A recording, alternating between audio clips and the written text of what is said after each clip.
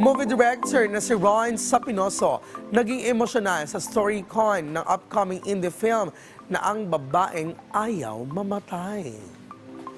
Naging emosyonal sa naganap na story conference ng upcoming independent action film na may titulong Ang Babaeng Ayaw Mamatay. Ang director na nasabing pelikula na si Direk Ron.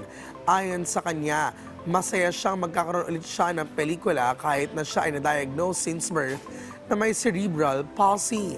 Dagdag pa niya, naalala niya ulit ang naramdaman niya ng una nang niyang mapanood sa big screen ang pelikulang kanyang ginawa. Ako'y madami, naiyak ako. Uli ko pong naramdaman doon nung una ko pong napanood, inilikod ako sa Robinson Gallery. Hindi ko ako makapaniwala na yung sinikod ako na pupanood ko sa big screen.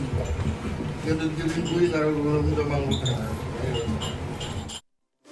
Ayon naman sa executive producer ng pelikula na si Ryan Manuel Favis, nakatakdang magsimula ang shooting ng pelikula sa January next year dahil ang ilan sa cast ay nasa ilalim pa ng acting workshops, martial arts at stunt trainings. Buo rin ang suporta ng mga cast sa nasabing upcoming movie, lalo na't isa sa mga kanilang panawagan ay ang sana ay mas marami pa ang suporta at tumangkilik sa mga pelikulang Pilipino para mas marami pang producers ang mahikayat na mag-produce ng pelikula. Present sa StoryCon upcoming movie ang main cast ito na sina Jana D. Aramina, Deborah Son, Simon Ibarra, Diego Salvador at Victor Silayan. Kasama din sa cast si Jackie Leblanco na hindi naman nakarating sa StoryCon.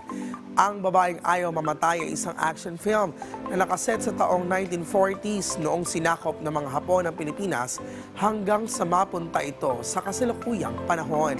Ito ay nasa ilalim ng Jana D. Production at Indie Entertainment.